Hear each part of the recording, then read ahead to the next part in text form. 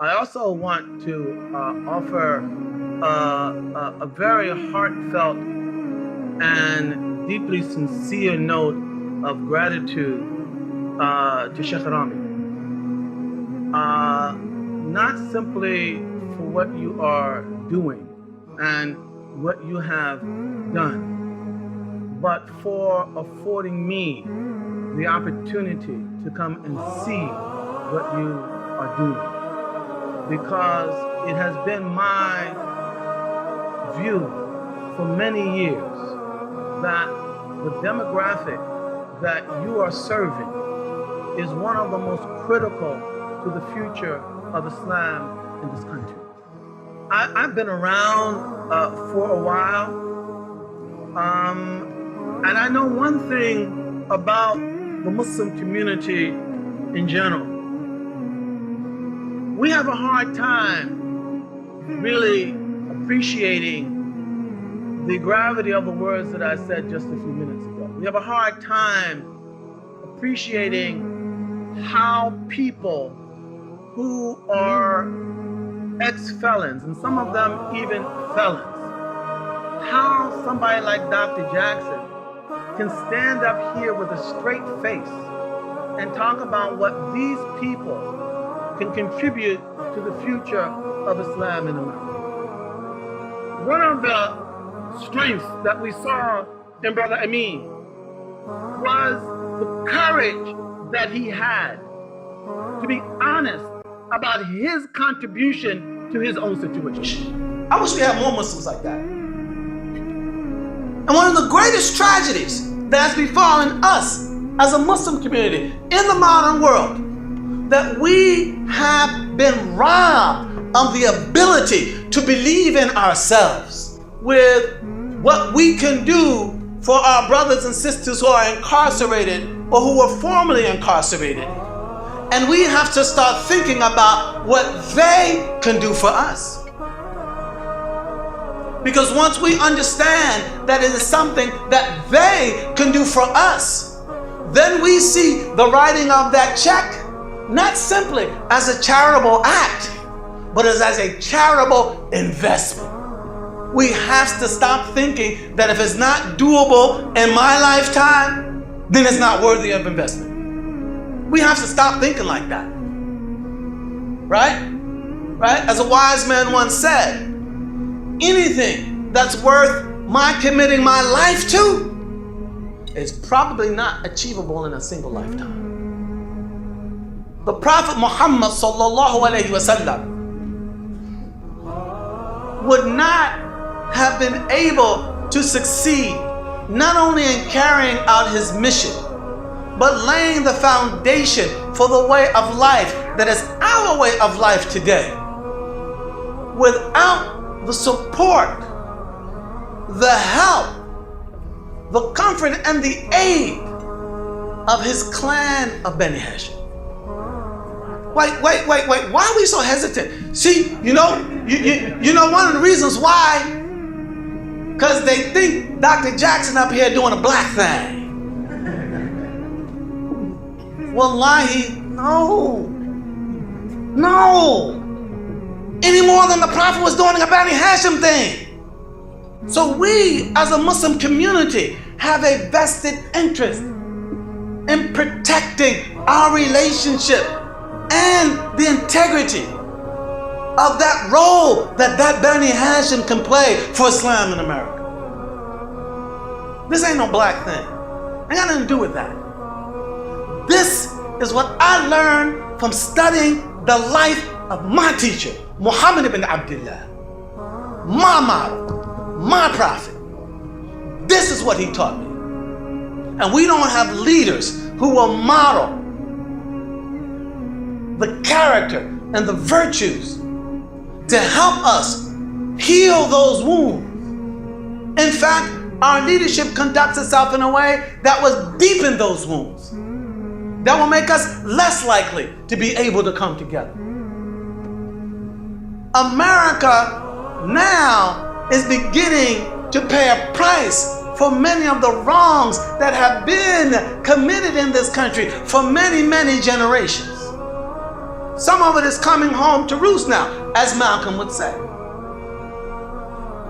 You tell me, if you got caught with, what was it? Less than 18 grams. Yeah. If you got caught with less than 18 grams of cocaine, and yeah, you plan to do a little bit of business with it, but it was 18 grams.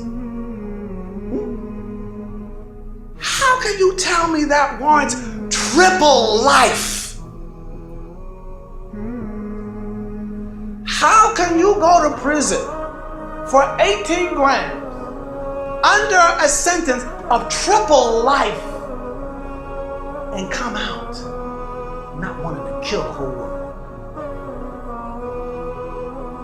You hear what I'm talking about? That is the virtue of forgiveness. We learned something about that from our prophet. The demographic of felons and ex-felons who have seen the power of Islam in their lives. There's a brother sitting in this hallway today. 38 years in the penitentiary. You hear what I said? And can still love. You know what I'm talking about? See, that's the power of Islam. We need these brothers to model what Islam really can do, what Islam really represents, what Islam really is. And part of our problem today, somebody else owns the narrative about Islam. They don't know about these people. All the terrorism, bombing, women this, that, they don't know what Islam has really done in the lives of human beings. It is this demographic, more effectively than any other. Because America is a popular culture, not high culture. If you want to go to the inner cities of America, and that's where the future of Islam in America is, it ain't in the suburbs. If you want to go to those inner cities, these are the people. You better have someone with you to go. We want to see, you gotta understand something about converts. I'm a convert to Islam. Almost 40 years. I converted when I was 3.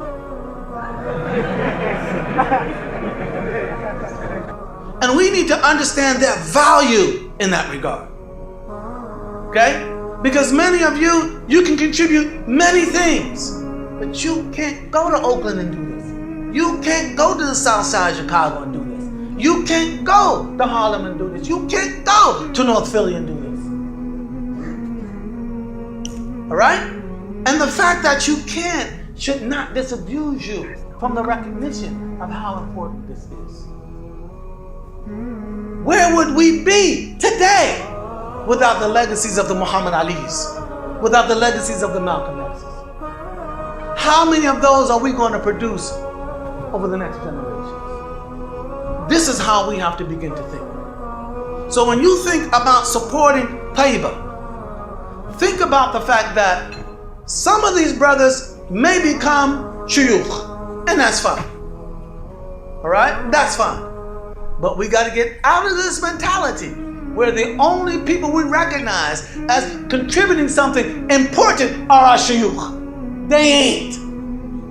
I studied Islamic studies my whole adult life. They ain't. We ain't. We need architects. We need urban planners. We need comedians. We need fashion designers. We need everything that makes up a civilization. And some of these brothers, if their talent and their expertise is in non-Shari'i issues, then let us support them to be all that they can be. Because all of that becomes a part of Islam as it's supposed to be lived. I have a whole lot more that I wanted to say, but my time has come to an end, and the brother is being very patient and kind with me, and I want to return the favor. I just want to end really by saying, brothers and sisters, please, we are at a very critical point in our history of Islam in America. Okay? If this generation fails, right, what will the next generation have to work with? We have to capitalize on the gains that we have made so far, and we must invest in this community. And invest in this community as a Muslim community. Black, Daisy, white, Arab, it doesn't matter. This is the Muslim community. The Muslim community that is going to go on and make its contribution to what America really should be.